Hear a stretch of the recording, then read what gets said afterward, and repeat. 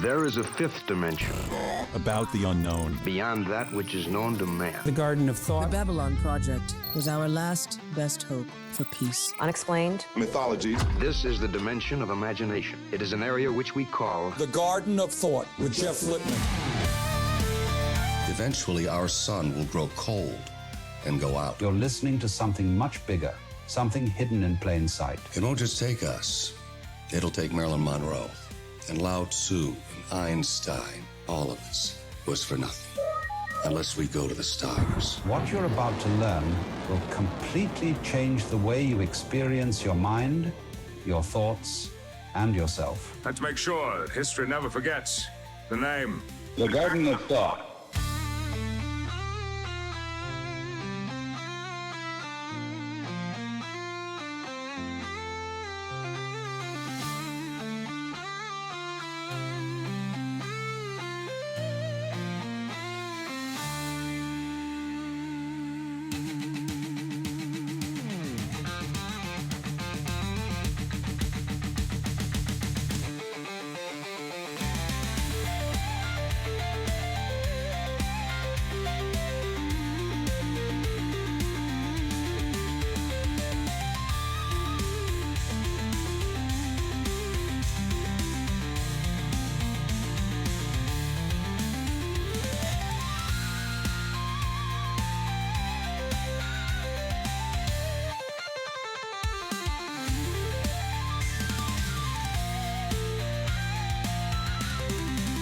Welcome, everyone, to episode 2 of the limited series, which hopefully will only be 3 episodes, where we are reviewing Dark.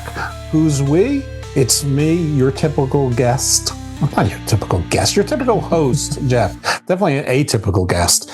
Yeah, me, Jeff, the host, Garden of Thought, and my all-star team who was here for episode 1 is, of course, my 2 friends from high school and middle school and grade school.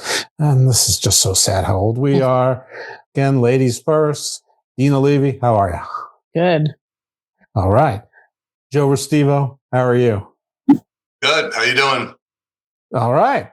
You just gave me some news about Alien Earth, which we both love and hopefully will be renewed. And who knows? Maybe that'll be in the show for another day. But okay, so when last we met, which was in the time that people will be hearing these shows, probably 3 days ago, but in real time was probably about 10 or 11 days ago that we recorded session 1. We left off with Jonas, young Jonas, being left in the future and being rifle-butted by someone we didn't know and a bunch of angry-looking, possibly scarred people in a nuclear winter and some sort of semi-dystopian hellscape. So, of course, season 2 of Dark would start off in the future. Nope, it did not start off in the future. It starts off in the past, and not just the past as if we've been going like 1950s. 6 or whatever to 1957 to 1986 to 2019 or whatever the 33-year increments were.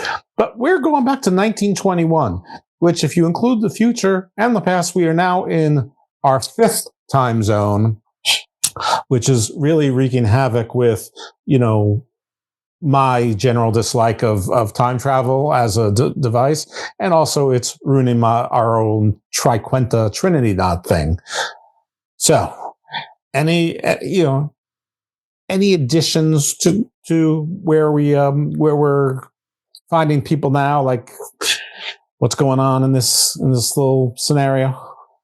Well, to me, it just makes it more confusing. Right. Yeah, I agree. While you're watching it, you don't really mind it so much, but as I'm like looking at my notes and trying to think about it, I think you kind of enjoy the journey while you're on it, but you don't really remember it all that well. It just becomes really very confusing. It's like a roller coaster. It's like, wow, this is really cool, but it's hard to explain exactly why it was so cool. It's just, I have all these notes I took, like, I don't even remember some of the stuff, how it even makes sense. Well, there are people who absolutely love this show, and there's a lot of people like you who thought it was really cool. I frankly don't remember what I thought as I kicked in. I just know that I was somewhat disappointed that I wasn't picking up in the future where I'd left off, because I had a lot of questions about that. It took me a little bit to notice that we're in time zone 5.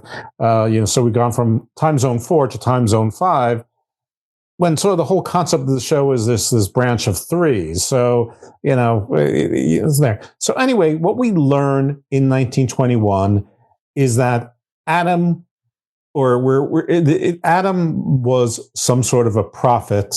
And then we learned that there was a kid that was called Noah, and he's working with older Noah, who at that point I thought was our Noah. I hadn't put together that they were the younger version, like the 20-year-old version and like the 40-year-old version in the same place at the same time. I was still trying to figure out like these honorariums. I was still trying to look deeper into the biblical names and sort of like the Dalai Lama or the Pope and kings repeat names. It was, I was on that thing. And then when I saw Noah and Noah sort of doing hard labor and chiseling, I of course went straight to, we're going to get a Cain and Abel reenactment, aren't we? And of course we got nothing like that at all. But basically, they're at the dig site of the shaft. So they're building the shaft into the tunnel well before there is a nuclear power plant or any of that other stuff. Perhaps even before there's a big coal mining operation, but even if there is, it's not exactly in this site.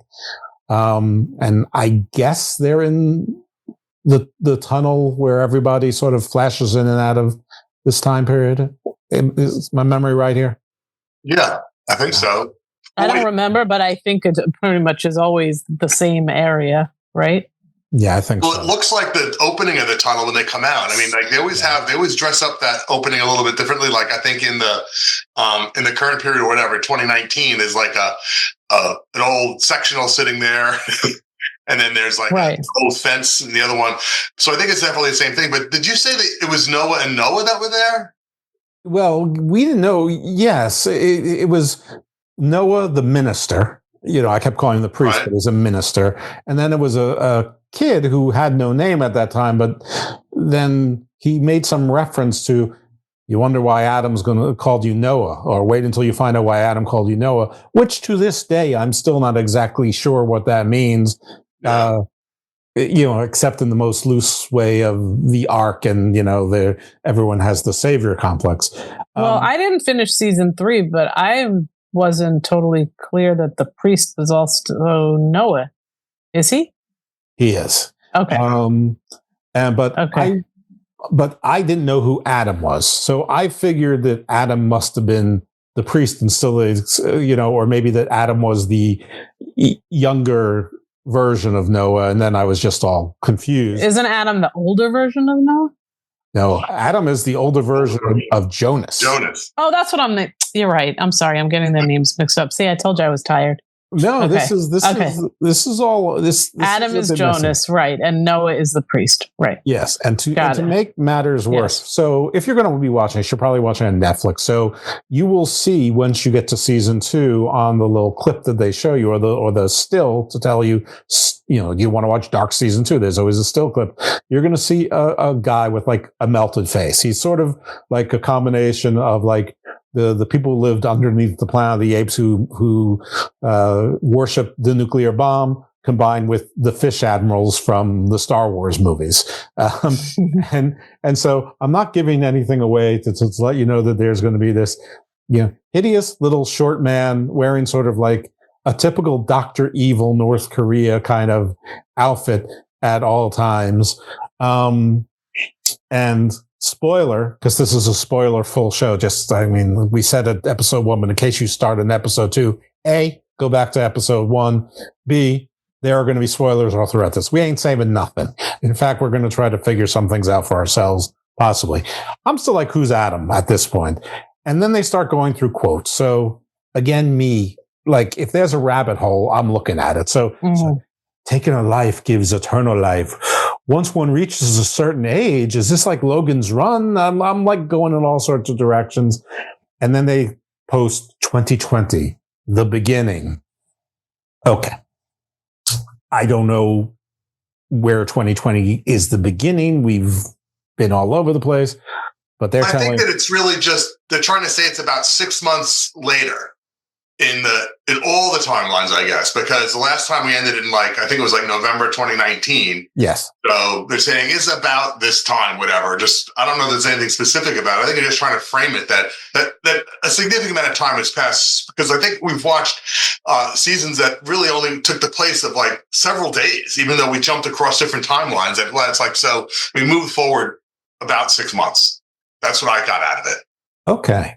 So I thought the beginning was referencing that this is the beginning of the cycle, whatever this knot is, which I mean, the next 33-year cycle or something, or the beginning of whatever started this never-ending eternal loop. That's okay. That's what I thought, that this was however you do the beginning of an infinity sign or a circle, that this was the beginning point.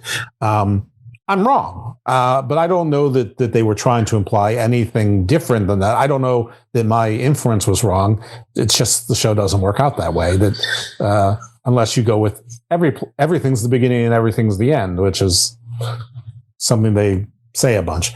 We then see Jonas, and he's carrying the letter that he wrote to himself in 2052, and we see the God particle. We know that there's an apocalypse coming in 2020, which is a bit ironic because we sort of got a mini apocalypse in 2020, though not at all like this one. Though we don't know because we never see outside of this town. So, right. Imagine this whole thing is just about this one town. The rest of the planet is just fine. The rest of the planet could have raptured, and they would have never even known, right? Yeah, that's right. That's right. Exactly right. There could be a dragon with 7 heads, storming and raging all over the place, like King Ghidorah. So I am going on my whole biblical thing, and this is so stupid and all of it's wrong, but I just want people to know how stupid and wrong I was. So I'm trying to figure out who the different characters. So I'm going, Bartaj, is he Abraham? Is he Jacob? Is he Isaac? Is he Ishmael? I mean, here's a crazy theory. So at the very beginning, the two guys. So the guy that gets killed with the pickaxe, could that have been Bartaj? That's what I'm thinking. I'm thinking we're getting all sorts of things are happening. They all could be each other because they all look sort of generically the same. So anyway, I'm wrong about all of that. I'm wondering if he's another Noah. Maybe there's a third Noah. Is he an Adam in the past? No, it ain't none of that. Don't worry about it. We do learn that I think her name is Elizabeth Doppler, who is the deaf child, is in charge in 2052, or at least she seems like she's in charge. She's in charge of the rebel group. Nobody identifies her by name. It's just that she's using sign language and she's blonde. That's about all we're given, but I figure that's all we're going to get. And unless there were any other deaf characters introduced throughout the show, in this reality anyway, I think we're going to go with that. So we then see Adam, ? But it is. He's got a hideously burned face, and he has a female assistant. For the life of me, I cannot remember who the female assistant is at this time, but I think it turns out to be an adult version of Francesca. That's at some point he's also with Agnes, right? He is indeed at some point with Agnes. but that's a different character. Okay. Yeah. So just to make things horrible for me, one of the characters, I think it's Claudia, but it might have been Elizabeth. One of them finds the Kabbalion, which is a Hermetic Gnostic text. So all that's telling me is, Jeff, go down all your rabbit holes. You're exactly right, following all the rabbit holes. And I've done a show on Hermeticism, probably more than one. I've done shows on Gnosticism, probably more than one. I suppose in some theoretical way it applies to everything, but don't. It's a MacGuffin. Don't worry. I mean, I'm sure somebody who studied that book knows some parts of it that apply directly to this. Sort of like we're in a simulation, or God is insane kind of thing, or it's a false God that's insane that's ruling the world. Just don't worry about it. It's fun that they have a famous book from, philosophy and esoterica.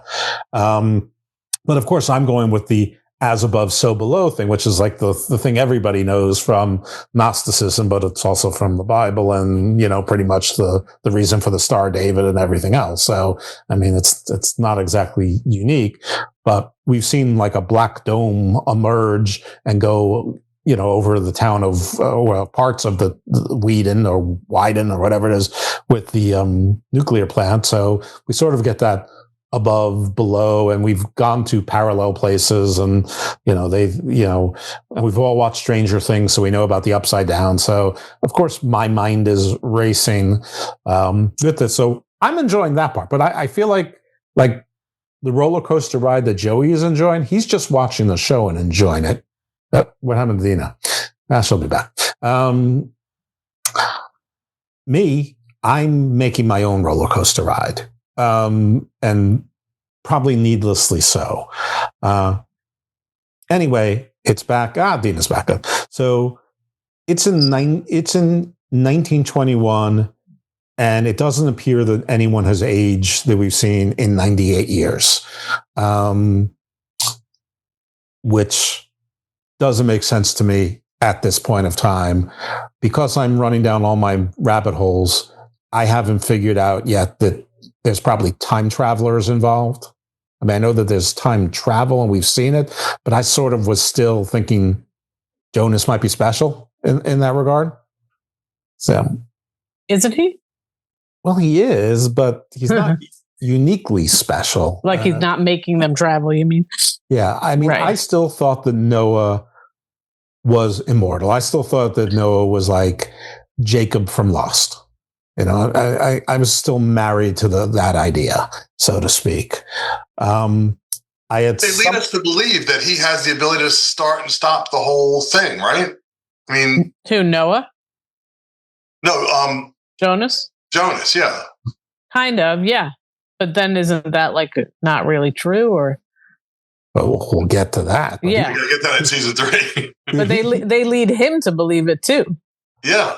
They tell him that he can go alter things basically by doing certain things. Right.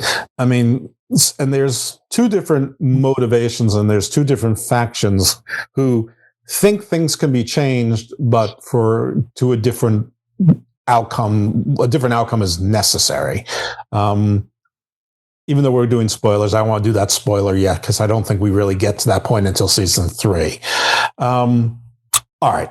So we see, I'm calling him 50-year-old Jonas. He's probably not 50. He's probably more like 45. I've seen this guy in a million things. He was in that movie like 1899 and Ghost Ship and things like that. This is the Jonas with like the longer hair, the dirty sort. Yeah. It looks 1999. That's where I recognize him from. I didn't really look him up on IMDb, but now I can picture him. He looks almost exactly the same as that older Jonas. Absolutely. It's the same guy. And my guess is he was probably on Last Voyage of the Demeter and probably in the first season of the Terror and probably Master and Commander. And every time there was ever a British ship involved, And he's probably on Law and Order too. Well, everyone's in Law and Order.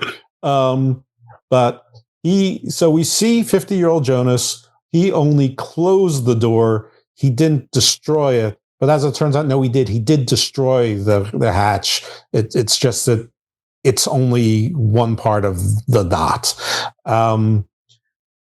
We learn that Waller, who is the police officer who had an injured eye, and we never really find out what happened to his eye, why it was bandaged, and everyone sort of treats him like shit, but everyone sort of relies on him. He's like everybody's second, but everyone shits on him, which really didn't seem to be appropriate, though he is a bad dresser. He is the brother of the trans prostitute, and for whatever reason, we see him trying to buy the truck that I think was used by, is it not Bartosz's father, but by someone's father to transport the nuclear waste. Like at some point they used his truck to transport the nuclear waste. He works for the nuclear power plant. We've seen him. He's got a beard. He's a neck beard. He's in overalls. And I think his son's name is Killian. I think in one of the realities he's. Oh yeah, well, that's in like the different reality. Is that in season 2 or season 3? That's where like it's like a different version of all of them, where Martha's dating Killian, I think. And he's the son of someone else, and they're living in the camper van. That's like, is that season 3? Part of that part is season 3, but different characters and different realities starts in season 2. I don't. Oh, but Killian is in season 2. I didn't notice that. Well, he's just a background character in the in the school. Okay. I mean, honestly, when I first saw him, I thought he was the redhead kid that this whole started with, Eric. That was but it's not. All right, so here I put theory, which I think I said last episode. Nuclear power is the same as God power. Must have a nuclear disaster to end the human/God equivalent. So basically, basically a Frankenstein thing. Humans played God, and they shouldn't. But the only way to destroy God is by the God power they created. So here I am going deep. It's not entirely wrong though, but it's wrong enough to be not particularly useful. Joey, were you thinking anything at this point about this, or are you just enjoying the ride?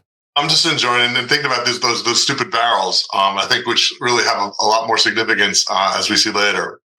Oh yeah, they definitely. Like as it ties up to like the end of the season, like the last episode when they open the barrel.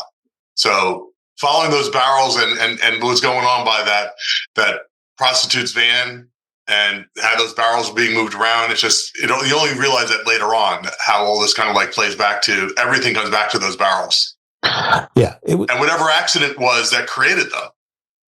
True. It's strange because in season 1, the prostitute played a large role. In season 2, I'm not sure that we see or hear about her again. Season 3, a little bit. Which is why I didn't even know what the whole point was really of her character. I don't blame you. I don't know. I mean, they do show that it turns out I think she's the sibling of that cop with the eye. What's his name again? Waller. Yeah, because when he goes to visit her, he says something about like you should visit mom or something like that. Yeah, but like besides that, like what's the significance? I don't know. I honestly think the only significance is one, to try to get people's names together to know that everybody's interrelated, and that everybody has secrets in their family that somebody would think are scandalous. Yeah, that could be. Could be. So at this point, I'm typing the God particle is triqueta, which is the Trinity knot. Liquid, gas, and solid simultaneously. Now, I don't know if they said this on the show or this is just me pontificating and thinking I'm smart. With a self-sustaining energy and a constant closed system of state fluctuation. Okay, they must have said that, because the first part, I could see myself coming up with. The second part, definitely. Joey could come up with that. I couldn't come up with that. I certainly couldn't. All right. And then, of course, I'm still on the Gnostic thing with the Kabbalion. So I do Adam equals demiurge, because I love me a mad god. I love the demiurge. I mean, Yaldabaoth is my homie. So, yeah. All right. So then Alexander Tiedemann, we learn he took his wife's last name as he was a teenage criminal. Mm-hmm. He's getting rid of the nuclear containers that his mother-in-law, Claudia, sealed in the caves, and he provided the labor force. So that was the secret that they shared, that she would not reveal who he was. Of course, she kept some compromise, and that he would keep her secret. And I guess as time went on, that developed into, not only did he marry her daughter, who was how he got into the picture by protecting her in season 1, but he also became the heir apparent to running the nuclear plant, however that worked out. And while he looks like an evil guy, he looked like the German version of Michael Powers. Like all the characters here, no one's exactly good or bad. But that's definitely like the path to becoming like, the head of a nuclear power plant, to just like show up randomly with like no history. Marry the daughter. Yeah. Talk about the new kid in town fantasy, right? You rescue the daughter, you get yourself a cush job with the most influential family in town. But, his initial job was not a cush job. He was basically like the he was the one in the tunnels digging all this crap and doing all this he was kind of menial kind of like work as sort of like a laborer. And keeping secrets. Yeah, and keeping secrets. Right. Well, that was the big part, is the keeping secrets. That's, they had some mutual assured destruction talking about nuclear. Yeah. So I think it's at this point that we found out, or I put together, that Claudia Tiedemann is Bartosz's grandmother. And Claudia Tiedemann meets Claudia Tiedemann, Regina's mother. Of course, it's the same person, but what I'm trying to distinguish between is old, middle-aged, and young. And the only way that we can really tell that they're one and the same is other than this one scene where old Claudia tells Bartosz that she's his grandmother, is that the dog Gretchen that ran through the time portal somehow got God particled, is seen, and like lots of people make a reference. Oh, it looks like Gretchen, this dog that you lost 33 years ago. Who would remember that? I don't know. Maybe parents would, but it's not like all parents. But they're all related. And do they ever, like, besides the whole time travel thing, or maybe she was like obsessed with that? They never really identify. Like, why did she just abandon her family, her daughter? She just basically disappears. I don't know. I don't know when she disappeared. I mean, it seems to me they kind of say that it's like around the time when the daughter's a teenager and she meets Alexander. A little bit later, she just disappears. She starts getting obsessed with doing research about what's going on, right? And she, I think, wants to have that time machine built, and then she just disappears into another time zone. Yeah, I mean, another time period. I mean, the interesting thing about her is that she doesn't end up scarred and hideous like Jonas Adam does, like Adam. So maybe she opted to stay out of the way because things had to proceed a certain way, and she decided to stay absent in this particular continuity and reduce her time traveling so that she didn't end up scarred and hideous like Adam. Because just because you're old doesn't mean you're not sexy. All right. So Mikkel posits. Hold on. One thing I want to mention about Jeff, you'll probably get a kick out of this. The Claudia scene when she's like in the current day of 2020-ish, whatever, she's in the library, like doing the research, and she's trying to like figure out how to use the computer. Kind of reminded me of Star Trek: The Voyage Home, where Scotty's trying to work the computer. And he's like, computer. And he's like trying to like talk to it, and it's like you got to type it into the keyboard. It's like she just doesn't understand the technology. Because she's from the 80s, right? She's from out of place. It's like Scotty thinks he could like talk into the mouse. He's like, computer. I'm not sure if you remember that scene. Anyway, it was classic to me. Scotty trying to work the computer in whatever it was, like 1980, whatever. But I think we all feel that way sometimes now. We're waiting, like, where is the 16 to 20-year-old that can guide me through this shit? Like, how does this thing work? I'm sure it's very easy for them. So Mikkel posits to Noah, and he says, what if God is wrong? I'm not sure if that was actually Mikkel or I was just misidentifying Mikkel at that point. I might have been calling older Jonas Mikkel at that point. But we do get a taste that Noah believes that he's on the side of God, even though all season one, like he was like sort of, I guess, platformed or pictured, whatever, painted, framed as like a serial killer. Like he's the guy killing everyone. And he did in fact kill a few people. But he thought he had a righteous cause from it. And of course, it has to be God because he's a minister. So, there it is.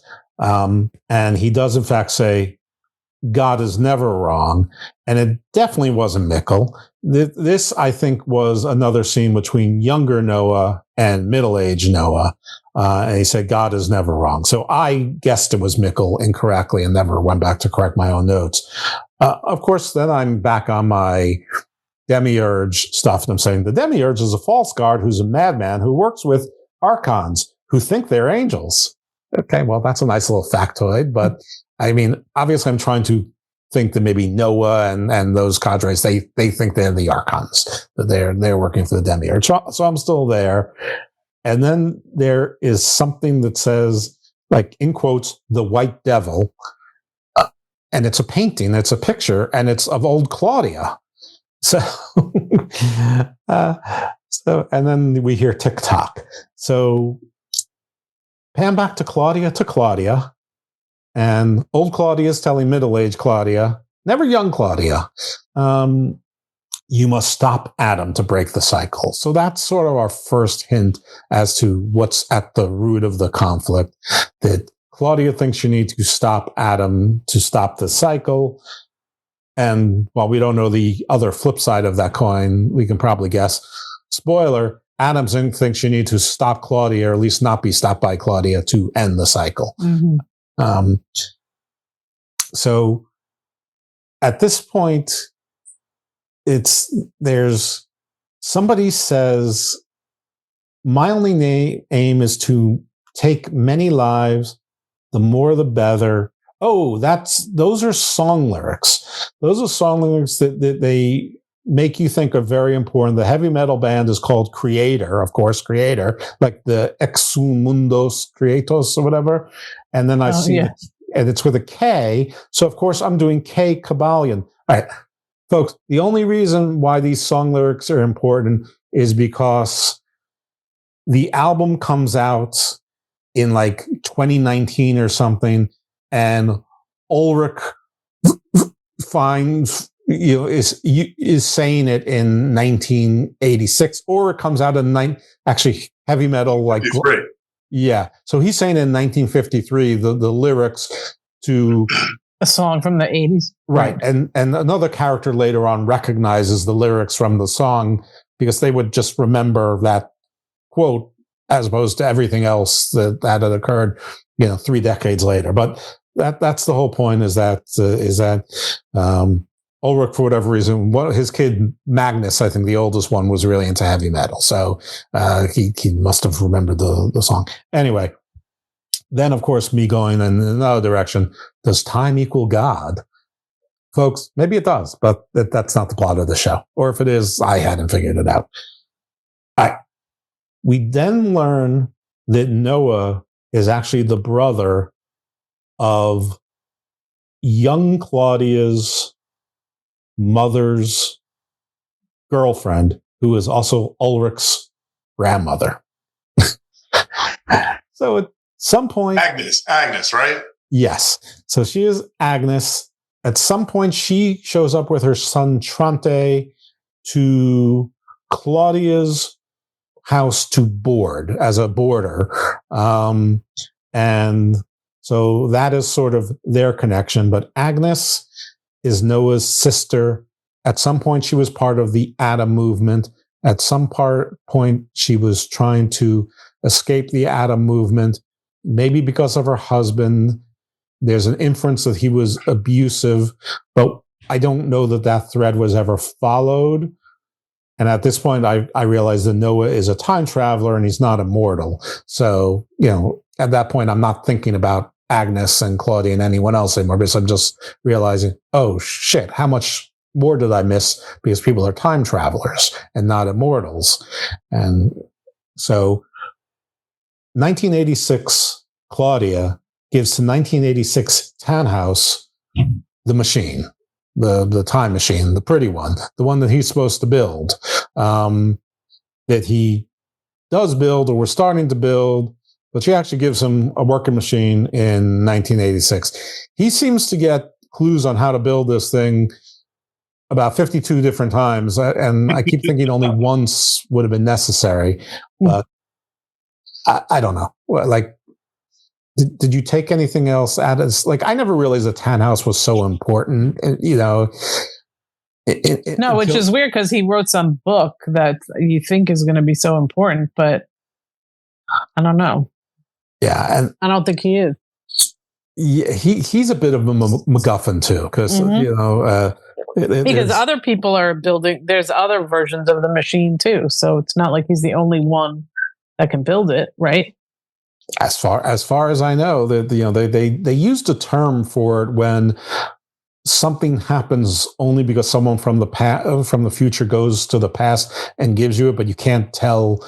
It's like sort of like a time loop conundrum or something. I think it was the bootstrap paradox. The bootstrap. I knew you would remember. Thank you for bailing me out on that one. But yeah, the bootstrap paradox.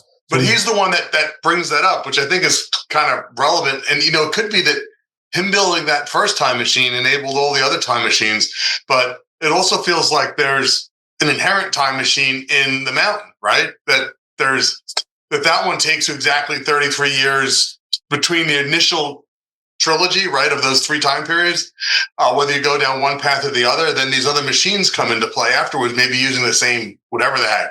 But it seems like that somehow or another there's an inherent time machine built into that mountain from the accident, right? It seems that way.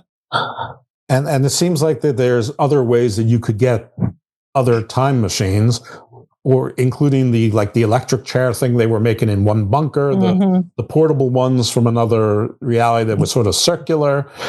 Yes. You know, the one that just she like, has at the end. They're just like balls that she's holding, like, right? Yeah, they look like the thing from Phantasm. Yeah. I don't know what Phantasm is, but yeah. It was a horror movie that I loved in the 80s that does not hold up. Oh, okay. So Marta had that in the very last scene, right? It was like the only way you recognize it, because the thing that stuck out of it had like that, like ceramic, like white, like sort of like almost like dials stuff on it, right? There's the only thing you recognize. The thing that stuck up and down from the other ones just like kind of like popped out of it. Right. If you have a little bit of God particle, you can put like a fuel pellet into the circular ones, whereas the machine that Tannhaus makes has to have a steady supply of it, and an EMP pulse, like a cell phone, needs to activate it. It needs to wake it up, and that activates the machine. Right.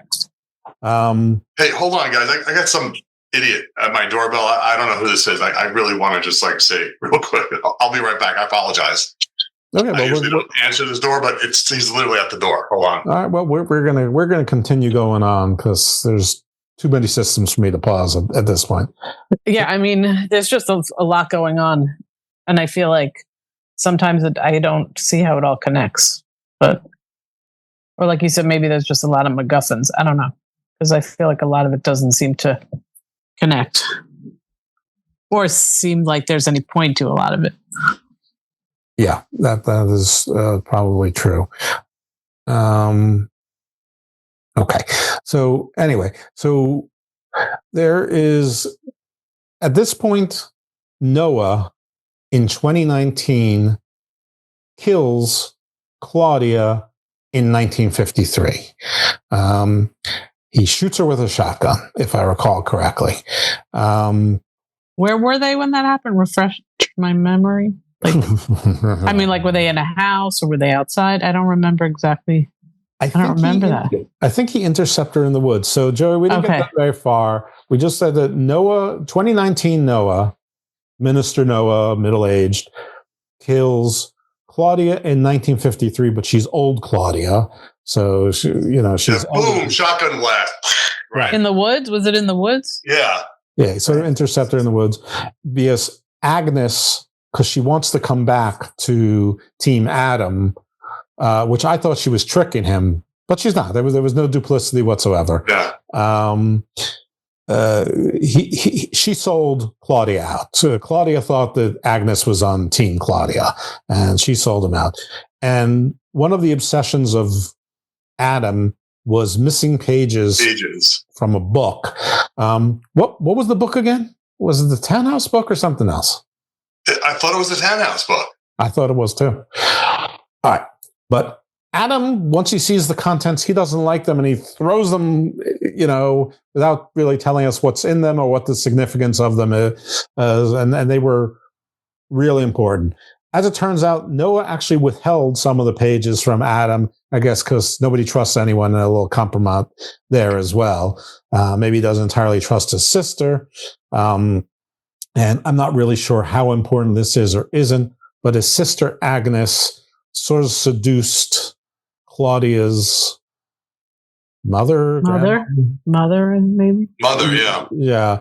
And obviously in the 1950s, that's a bit of a scandal. And that played some role in Egon, who was then a good cop, sort of going down a path, though it didn't seem like it was the proximate cause, but I guess it didn't help anything. In any event, after going through the God particle portal, Jonas is back in 1921 instead of 2020, and Jonas meets young Noah at that point. Yeah, I think so. Yeah. And 1986 Claudia, who we thought was dead, comes to find 2020 Claudia. So when you die, you're even though you're killed in 1953, you can still exist in other places, which, again, this is breaking all the rules of every science fiction show I've ever seen. But maybe it's not the same, the same thing like we find out later with Marta. It might be a different Claudia for whatever reason. Right. There's more than one. I get the feeling there's more than one Marta, not just Marta across time periods, but like across dimensions. Oh, well, we definitely learned that that's the case. And it's entirely possible. But they were actually pretty good about giving us little clues about that. Like Waller, he both his eyes were there, but he was missing an arm. Yeah, right. And like it was like an alternative, like reality. Yeah, yeah. And like the recliner that was, or the couch that was by the cave, wasn't on the right side; it was on the left side, and it was missing a ratty old comforter. It was just, or whatever the case was. There was always something. Was this season 2 or season 3? I don't remember. We're only. It was season, 2. We're in season 2. Right, where we have that alternative, and also Hannah is with what's his name, Ulrich, and then Ulrich's cheating on Hannah. He left. That is season 3.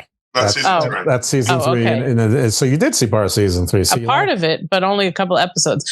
But we already see the beginning of this new alternative reality in season 2, right? Well, if you guys are right about who Claudia is, absolutely. Well, you brought up the part with his missing arm. Oh, so was that season? Was that season 2 or season 3? I don't know. I'm gonna know when I read the note as to which season it is.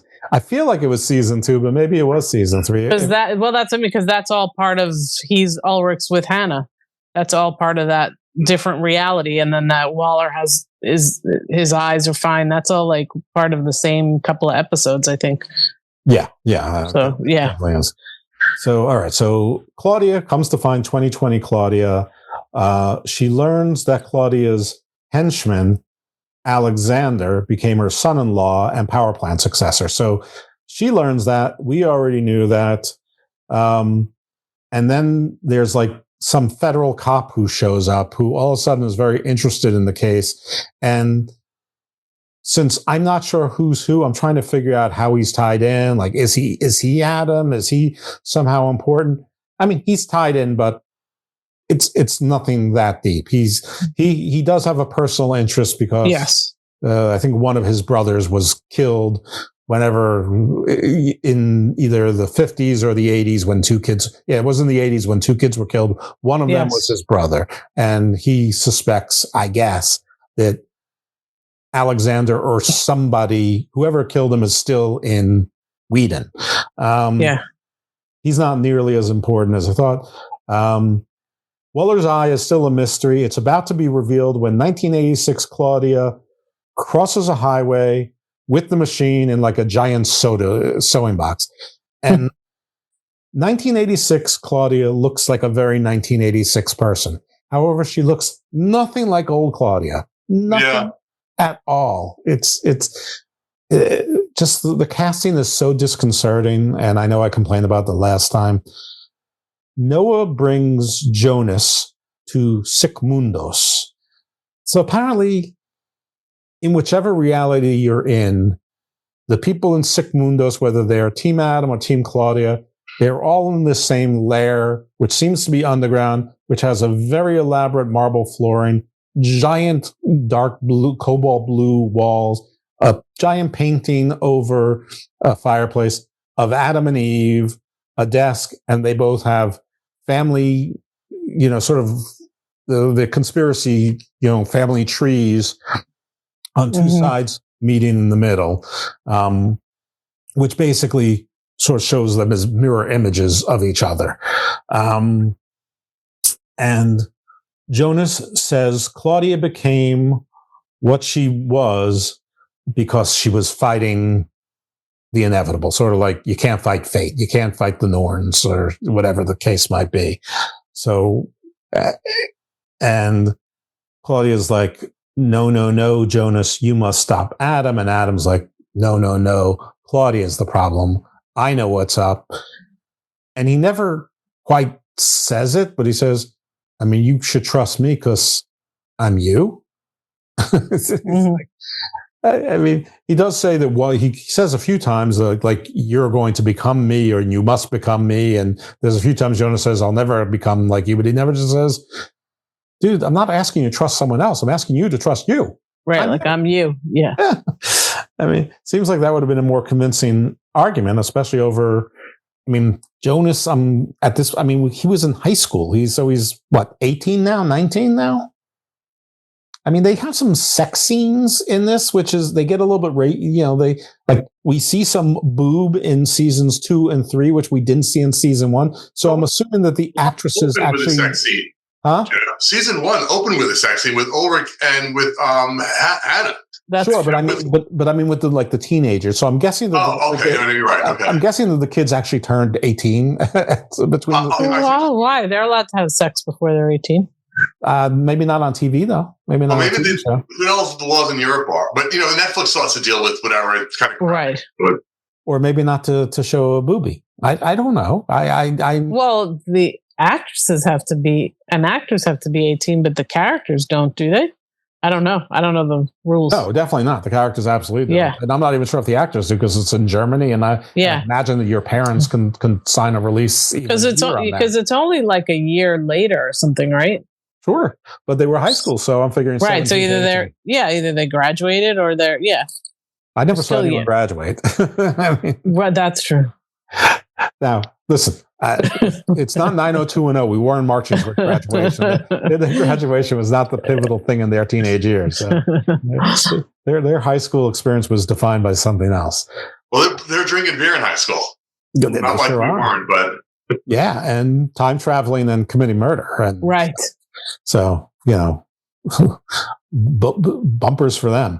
So young Jonas meets both Noahs in 1921. And then he meets Adam in this, as I was describing, this underground library. It's got a painting of what I thought was Zeus. I don't know if it's really Zeus, but it seemed like it was Zeus. But some thunder god, even though they're in Germany, so in that case, that should have been Thor, but it still looked like Zeus. Anyway, forget about me.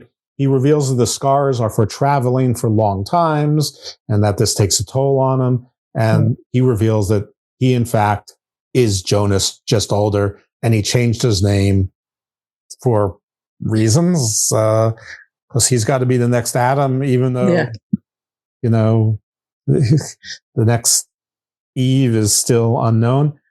So this does explain one thing, though. It did clarify something. Explain why Noah would never kill Jonas.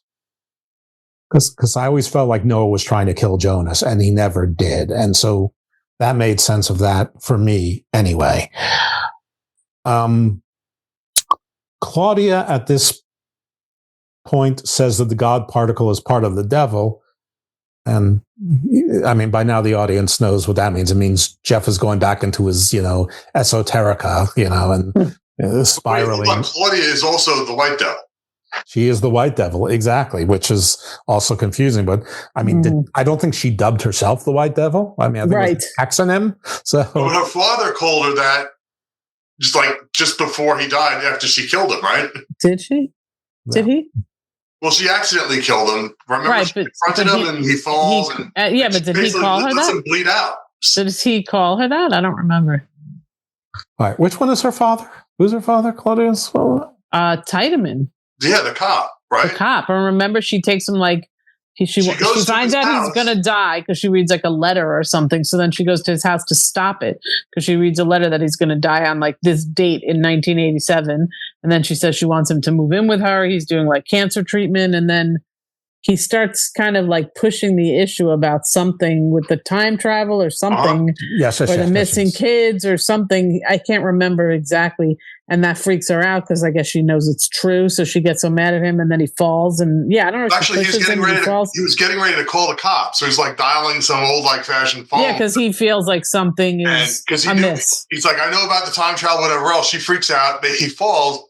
He's there, literally bleeding out. And you can see her looking at him. Yeah, and she doesn't. Just leaves him there. She left him Yeah, there. but the White Devil was old Claudia. This is middle-aged Claudia. So but I think he calls her that as he's dying, right? He says, I think he does, like, you're the devil or something. Or says, you're the White Devil with his, like, crazy, whatever accents that they use. Which is the first time you ever heard middle-aged Claudia being referred to sort of as the White Devil. Because the older Claudia kind of looks like some sort of... Right, but does he even know something? Does he know something, or he's just having this, like, outer body, like, experience where he's being, like, information is being, like, put into him? Like, how does he know to call her that? I don't think. I think that he's just mad because he finally was getting his shit together after years of drunkenness, and he finally actually got a real break in the case and thought he had actionable information. He could, and she freaks out. He could redeem himself and become the hero after being disgraced for the last 30 years. And no, but this is also after he confronted Ulrich, because remember, Ulrich somehow is alive. Ulrich from 1953 has been like institutionalized. Yeah, the whole time. 33 years. And then he goes and visits him and shows him a picture of Mikkel, because Ulrich's just like not even talking to anybody. Remember, he gets arrested. Yeah. 53 just doesn't say anything to anybody, is just totally chill before he breaks out, by the way, right? And then he goes and visits him, and then he won't say anything to him. When he shows a picture of Mikkel, he like literally freaks out, because that's basically now we know, because Ulrich's not even sure what's real anymore. What's going on. Yeah. And now he finally gets it.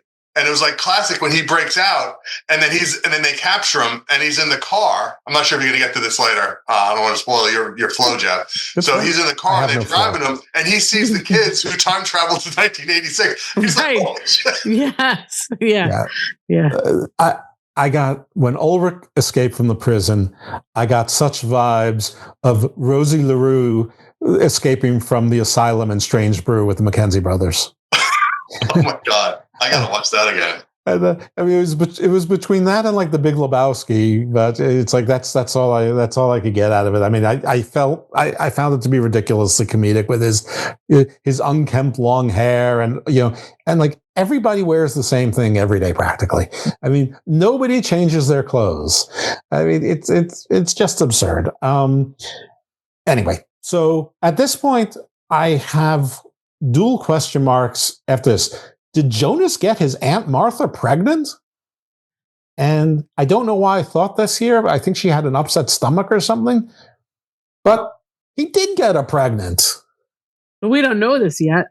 No, but I obviously there was some clue at this point, so that me, who's thinking about White Devils and Kabbalion and the Demiurge, could get, I mean, if that clue got, bunked into my head, that had like every cartoon image spinning around it in a whirlwind, it must have been fairly poignant, or I just had a moment of clarity. We can go. Well, yeah. I mean, I don't even remember the part about the stomach ache, but I might, again, mixing up season 2 and what I've watched of season 3, but to me, because I don't know a lot about these theories that you're talking about, I mean, it seems to me that they're just, and again, you guys finished season 3, so you might know this. I still haven't finished. Oh, they're setting up for like, and maybe this is wrong because Jeff, you were saying you have all these theories and they're not really true. They're setting it up for like Martha and Jonas are like Adam and Eve or something, and then they're going to birth like the first child or something. I don't know. Oh, that's definitely what they're setting up. You know, want me to believe, or want us to believe. Yeah. Now, at the end, I will tell you that I they're like the beginning, clear. the two people that are like the beginning and the end, or something. You know, exactly. And I think it's pretty. And I think the ending is pretty clear what the ending is. But that doesn't mean that you guys come to the same conclusion. And I'm certainly not going to spoil here. So it's around this time that we realize that the Tannhaus, the watchmaker turned time machine inventor, is Inspector Charlotte's adoptive grandfather. Mm-hmm. Which, I mean, as far as the story devices, is not a MacGuffin, but it kind of is, sort of. But it's important. We don't know why. I mean, I remember we see the pocket watch for Charlotte many times, sort of one of those totems that travels through time, like the letter and the penny. And at this point, I'm starting to realize that maybe some of my theories are a little bit far-fetched, and maybe I should just pay attention to what's going on, and that some of these things are just to let you know that someone's traveled through time or something, and like the haircuts and the different, furniture, that's letting you know where it is in the story, as opposed to like having some crazy deep meaning. Like I don't need to be comparing the guy with a missing eye to he's Odin. Or Horus. It's like, and of course, those are things I'm thinking about. Anyway, in 1986, young Mikkel / Michael meets from 2019 meets old escaped Ulrich. So, in other words, his own father meets his son, but from 2019. But he's aged and he's been in the loony bin since 1953. So while they reunite, it's not exactly a father and son reunion type of situation. Joe, you're smiling. No, it's funny when you say it like that. I don't know. To say it a better way, I feel like I'm botching something here. Does he go visit him or at his house or something? I can't remember. No, they run into each other. Oh, they run into each other. Okay. It's like, I think like young Mikkel is like walking home from school to go to his mother / father's girlfriend in every timeline. And he just sort of runs into the crazed madman who sort of recognizes Mikkel, but I think he's being chased by cops at that point. And he's escaped at this point. Oh, yeah. What year is this again? This is 86. It's 86. Right. 87, maybe. Yeah. Right. So Mikkel's like 11 at this point and still living with Nurse Ines. Yes.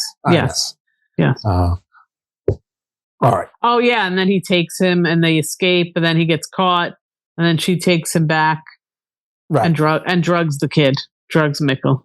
Of course. I mean, it's only a responsible thing to do as a parent. I mean, it's East Germany after all. Habits die hard. So, all right. So Sic Mundus apparently declared a war on time. God is the antagonist. God is time, not a thinking entity. Jeff, why the hell are you typing all of this? Where did this come from? I'm pretty sure somebody uttered the word Sic Mundus, declared a war on time. It was probably Claudia.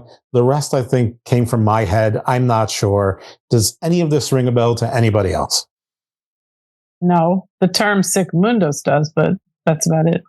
Oh, well, sure, of course. Yeah, okay. Well, that's great. That's fine. Again, my ranting, so apparently they weren't completely over. All right. Noah, at this point, I type is Charlotte's father, but as it turns out, he's not her father. He's not. Yeah. They just want us to think, or I thought they wanted us to think that he was the father, but he's not. I'm not sure that we ever learn who Charlotte's father is. It's disturbing who her mother is. Yeah. Is her mother her daughter? Who's her mother? Well, Joe? No, I don't want to get there yet. I wasn't one, but I think you just nailed it right. But yeah, it is, I think. Yeah. But that's no more disturbing than like the whole Martha Jonas, like Michael, who's your father, who's your daughter, who's your mother, like who's you're sleeping with your aunts, because they're all like back and forth in time sleeping with each other. Right. So, and how many times the Jonas and says to Martha, we're all wrong. And then like a half a second later says, we're the perfect match. Don't let anyone ever tell you different. What? This is your aunt, you weirdo. But he didn't know that every time, did he? No, but the one that said it did. He knew it by then. He knew it by then. Yeah. He knew by then. But that line set up the other one to score with her that night, right? At the party. Oh, yeah. Because he said that at the lake, and then he disappeared, and then showed up at the party. He had no idea what she was talking about, but she still remembered. But he went with it, yeah. Yeah, I mean, I guess in his mind to preserve the timeline, because that's what he thinks he has to do. I don't know. I mean, there's a bigger metaphysical question later on, but we'll get to that later on, because that's not, I think, until season 3. So, all right. So, but for whatever reason, Noah finds out or figures out that Adam's been lying to him all this time. It has something to do with Charlotte. I honestly, I don't know why this light bulb went over Noah's head, but he now is off of Team Adam and he's anti-Team Adam, but he's sort of a man unto himself. But Adam needs to die so everyone can live, not just those in the bunker, because there's only a few people in the bunker. Obviously, it's a bunker. And a few people went into the bunker from different timelines, but they went into the bunker, presumably when the nuclear plant had whatever its accident was. And so they went to the bunker that's what a nuclear bunker is for, is to remember it's a Cold War era bunker created during World War II in East Germany and surviving until an actual nuclear plant is being commissioned and then decommissioned. So Charlotte's mother's information is still withheld. At this point, I'm pretty sure that it's Claudia. It's not. And then we are told that the Higgs God particle, or the Higgs boson God particle, allows precise travel, and it will end this 33-year cycle. But I don't know how they know this. Even at this point, I'm like, wait, everything's in threes, but you've already taken us to at least 5 different time zones. So, like, wasn't it a little bit early to blow that load or make it like different threes, like at least get us to 9, something. Like the math didn't math. All right. So the day before Jonas's father, Michael, older Mikkel, because Ines cleverly changed his name from Mikkel to Michael because no one could possibly figure that out, because people would certainly assume that a child from the future came to the past and grew up. But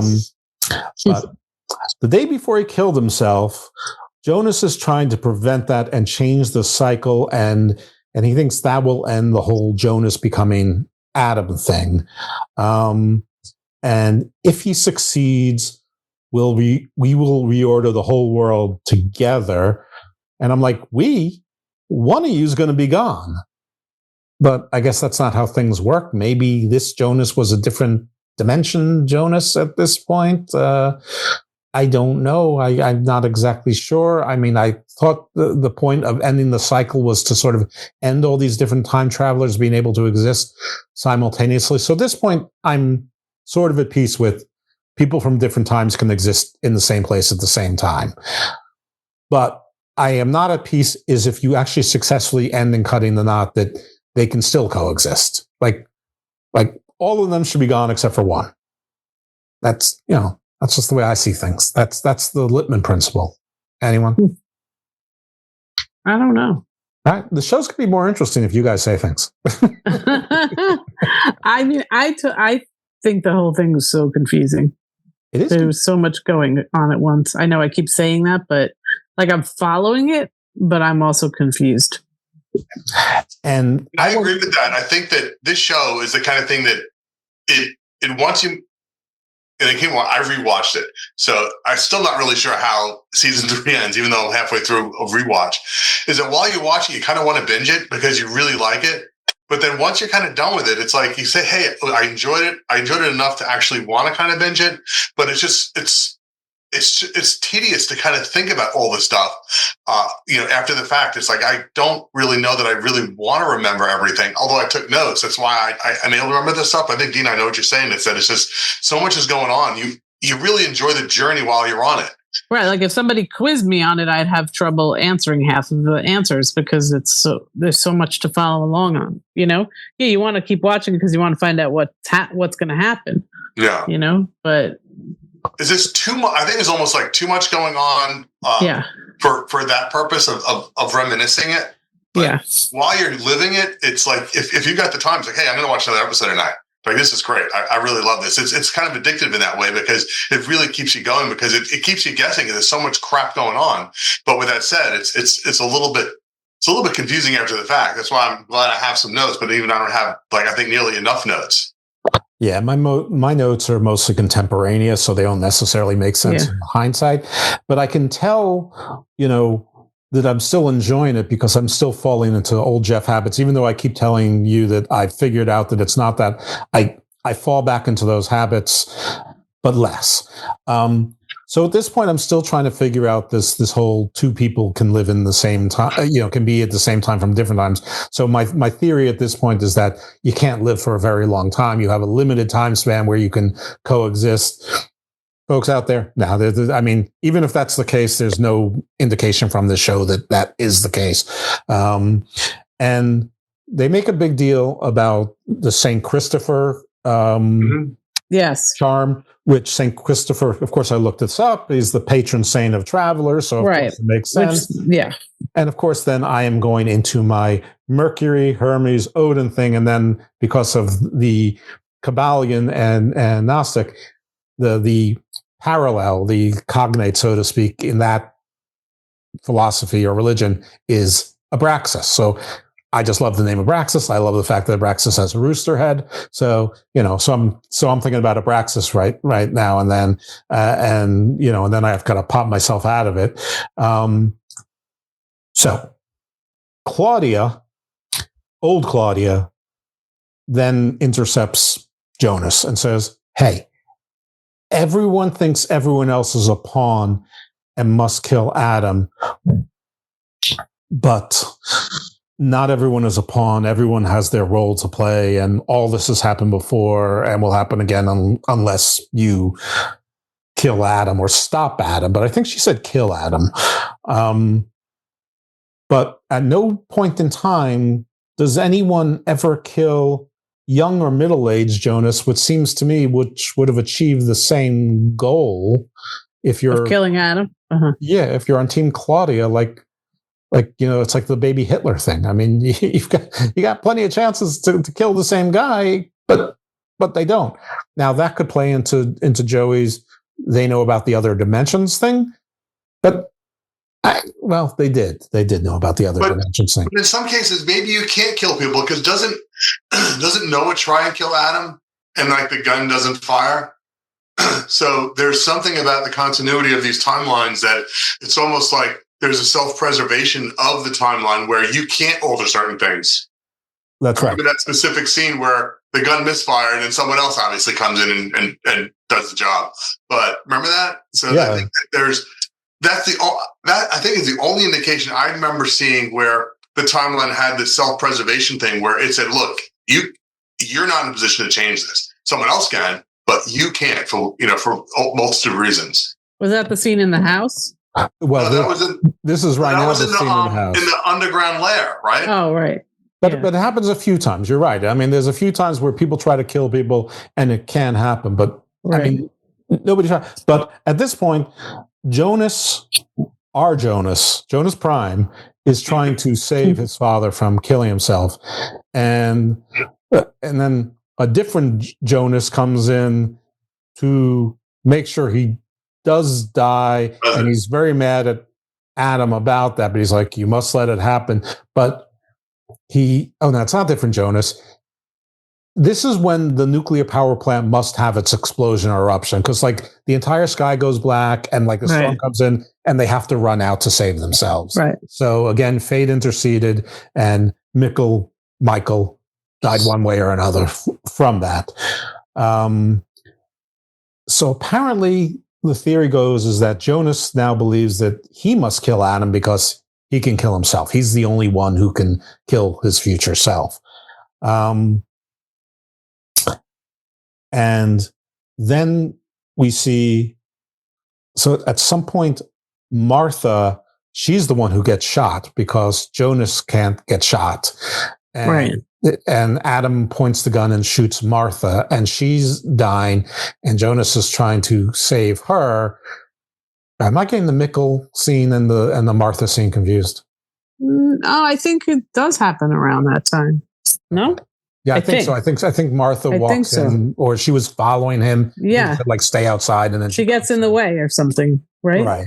Yeah. And then Adam shoots her, and Jonas is trying to save her. He's like, you can't save her. And Adam runs away, from the nuclear fallout. I guess if you've been scarred by traveling through time, you're especially susceptible, like those nuclear people in Beneath the Planet of the Apes. And wait, I think that one thing that Adam, my notes here is that Adam specifically tells Jonas that he has to see Marta die in order for Jonas to even exist. I don't remember that. Because there was another instance, because Marta had already died previously, right? And this is Marta's now all of a sudden back.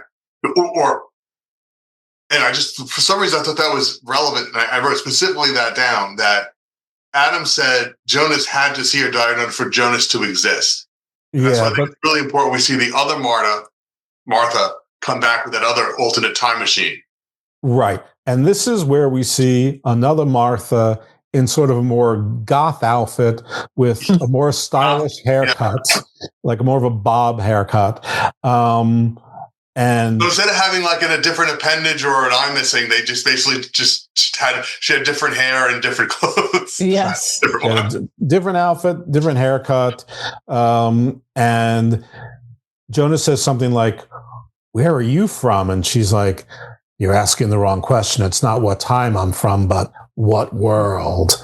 And so at this point now we are told that there's other dimensions. And at this point I decide, I'm going to hate the rest of this.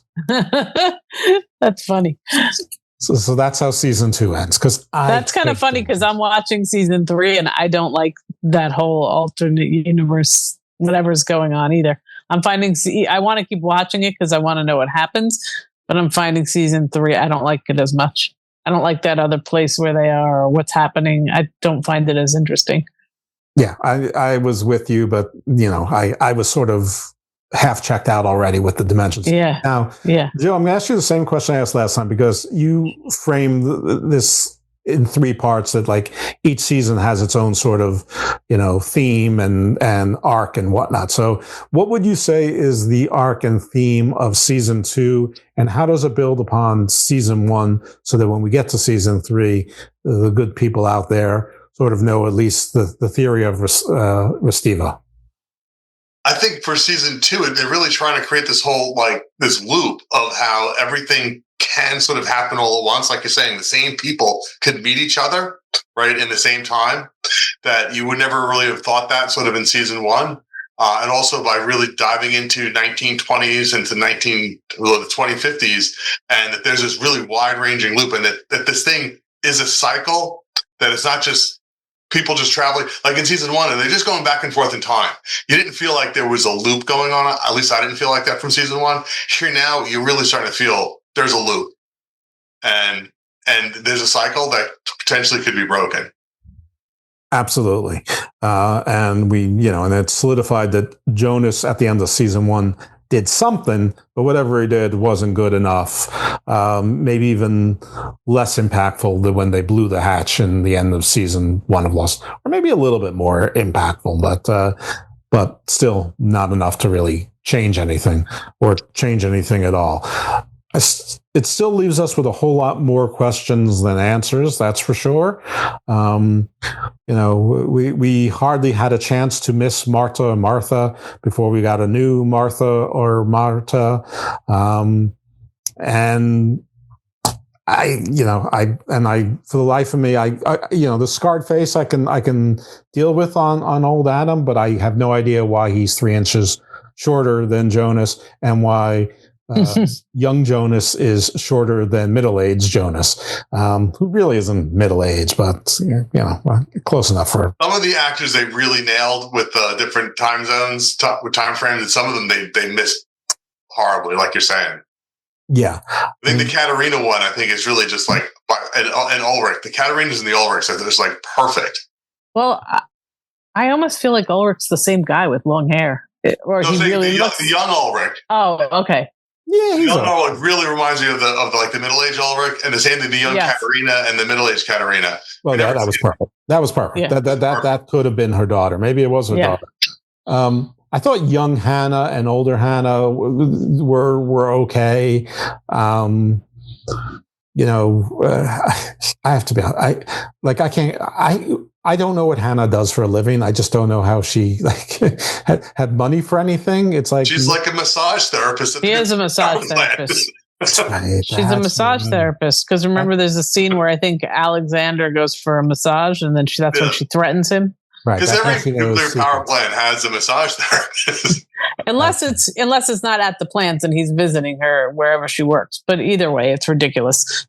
And I don't know what Mikkel did. It seemed like he was an artist, but I think it just seems like he was just doing handiwork around the house. They never said. They said painting, but it was unclear whether it was like painting art or painting the house. Yeah, they were not. He was an underemployed magician. Yeah. Well, right. One thing I noticed, and I don't remember if this was for all the seasons or it started in like 2 or maybe 3, but I noticed this is not even about the storyline. I just noticed a pattern though, where for a lot of the episodes, just about 10 to 15 minutes before it ended, that it would have a scene where they would play some kind of melodramatic song. And you would think the show is over because I would look at the time, but they would still be about 10 or 15 more minutes. And they would sort of cut to all the different people and have these sort of like scenes where you would see all the main storylines from that episode. They'd sort of like pan to all the different scenes with like some kind of like intense dramatic song playing, almost like a wrap up, but it wouldn't be over. I don't know if you guys noticed that. There would be like a long scene where it would just be music and no talking. And they would just kind of like pan around to all the different scenes. And then they'd have like a little ending. I don't know. Then it was sort of like this formula for all the episodes, or at least towards the second half of the show.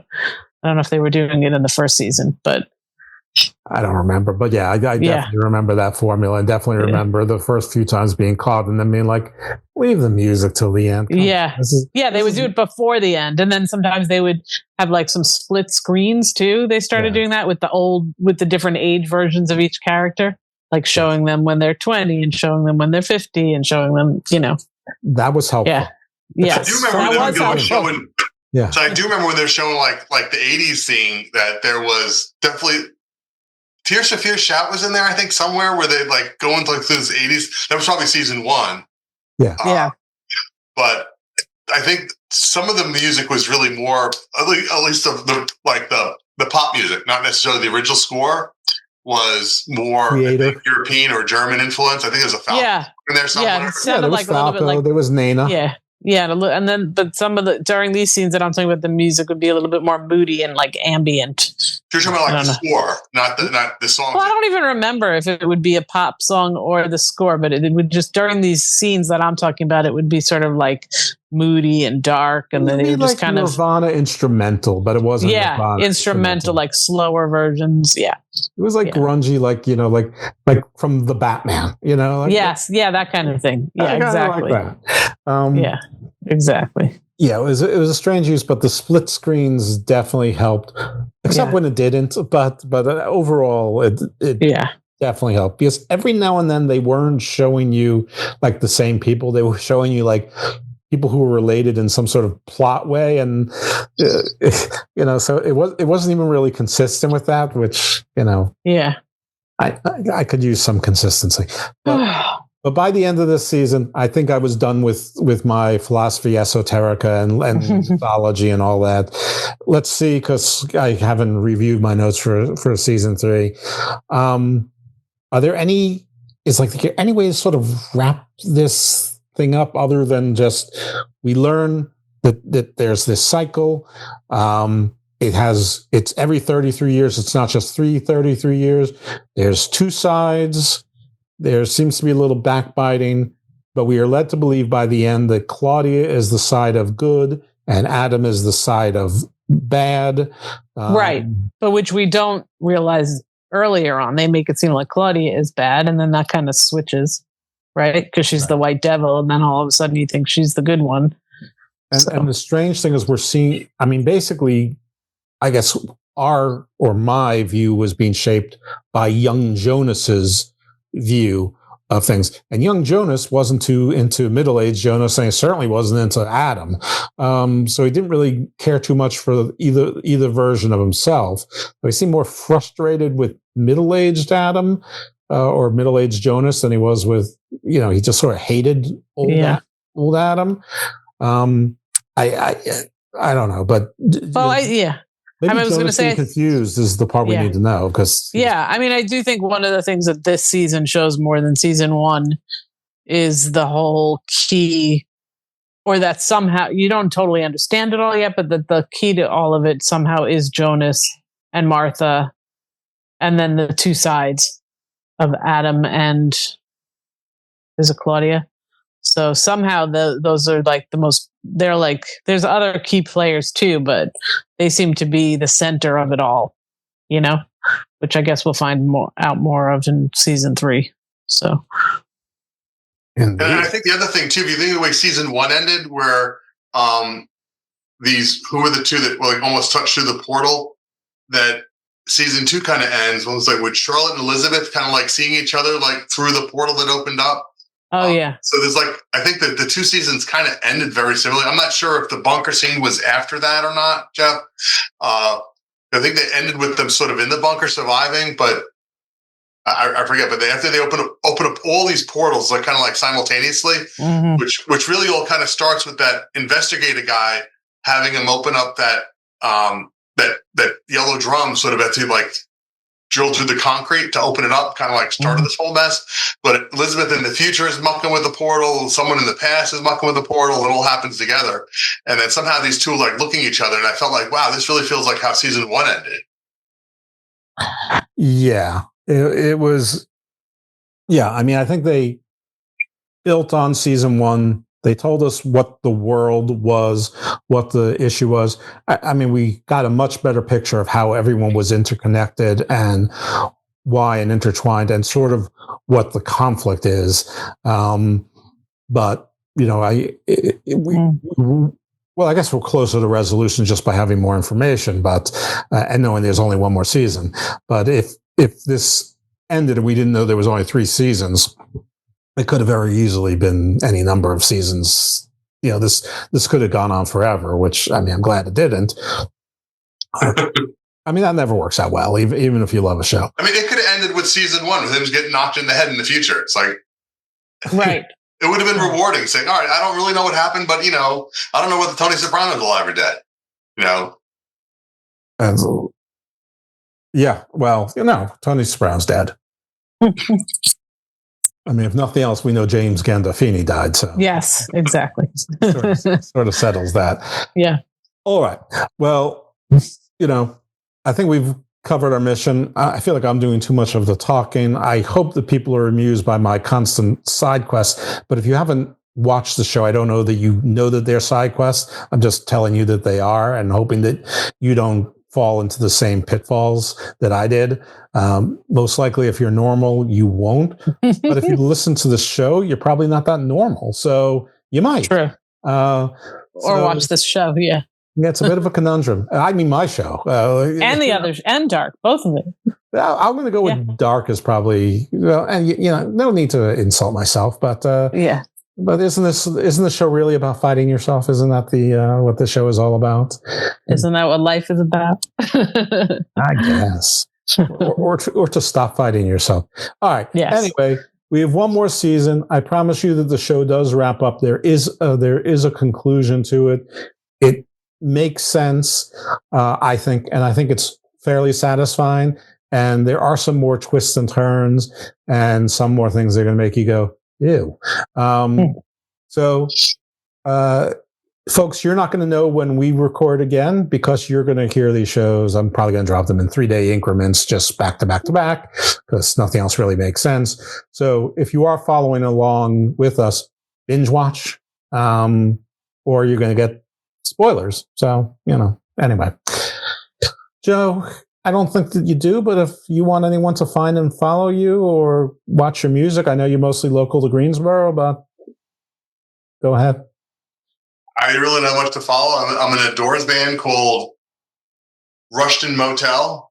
It's a version of Morrison Hotel, but the lead singer's name is Rushton. And we're not quite a hotel, so we're a motel. We're just getting started out. So look for us. We're in Greensboro. We're going to start playing out. If you like Doors music. Nice. Dina, you are actually a big shot musician and artist, which are, sort of redundant. Not really. Yeah. Yes, I am in a band. I live in New York City. You can just search for us online. We're called Pre-War Yard Sale. Just Google it. You can find our Instagram. You can listen to all of our music on all the platforms. And I also make art under the name Dina Inks. So. Very nice. All right, folks. So support our good friends here. And if you're in North Carolina, support Joe's band. Don't stalk him. Do you want a stalker? I'm fine with stalkers. All right. Well, there you go. There you have it. Anyway, if you're here and you don't know how to find or follow me, I would find that to be bizarre, but maybe you were teleported from another dimension, or maybe you just, you came in to hear Joe and Dina and you decide episode 2 was the time to come in as opposed to episode 1. So you can find me on the X at IcarusFellMD. If you're a pro wrestling fan, you can find me at @dose_evil. You can find me there either way, but Dose Evil is mostly wrestling nonsense. This show is a limited series as part of the Garden of Thought family. Garden of Thought generally has 3 shows in its sort of cavalcade there. One is a little bit like if you turn on the History Channel or Discovery Channel at 7 p.m. and leave it on until 4 a.m., that type of landscape. The midweek one tends to be a little bit more earthbound and a little bit more 2020-ish, or maybe even 60 minutes-ish at time. And then the Gospel of Thomas or Book of Black is where me and whichever pro wrestler is my co-host talk to someone else in pro wrestling, generally about non-pro wrestling, if we can all do it. So if we can talk about eating too many wings and paranormal experiences and stuff like that, that's what we're going to do.